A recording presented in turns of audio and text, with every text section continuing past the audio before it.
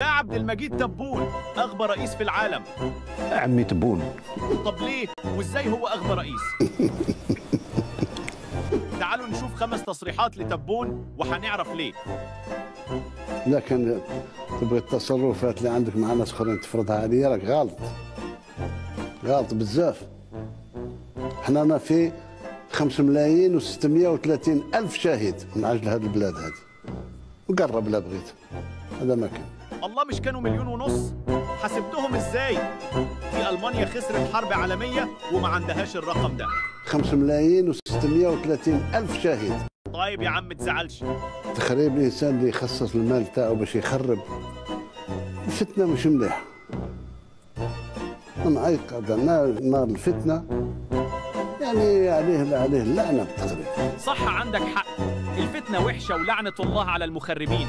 إنما أنت يا حبة عيني بتلعب مع المغرب بس، تلاقيك قاعد وزهقان ما بتعملش حاجة، فقلت ما تيجي نحط للمغرب عصابة على الحدود ونلعب معاهم. أنا على وشك الاتفاق باش ندير مزرعة نتاع 100,000 هكتار. 100,000 هكتار باش نبدأ لأول مرة نحاول ننتج الغبرة نتاع الحليب عندنا. عايز تزرع إيه يا حبيبي؟ إذا كان الرئيس عامل كده، أمال الشعب عامل إزاي؟ ماهوش قدر المحتوم أنا باش نستورد ننتج تاعي. أنت متأكد إنكم بتستوردوا بودرة حليب مش بودرة تانية؟ إن الجزائر آية الشعب حررها وربك وقعها. إنهم يتبعون دينا جديدا فماذا نحن فاعلون؟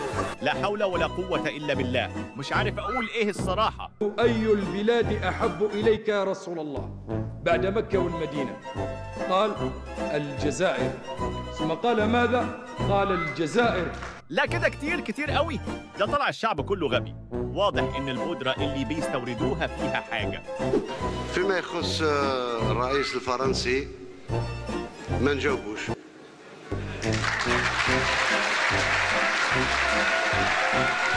هي الناس دي بتسقف ليه؟ هو قال حاجة أصلاً؟ إيه الشعب العبيط ده؟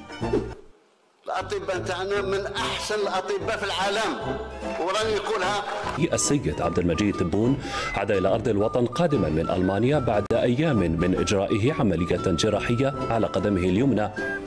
أيوة، قلتش حاجة أنا بقى؟ اسكت يا هو اللي بيقول. أول مرة أشوف رئيس عبيط وكذاب في نفس الوقت. ده مش بعيد يكون بينسى هو مين أصلاً. أهو كل ده من البودرة اللي بيستوردوها.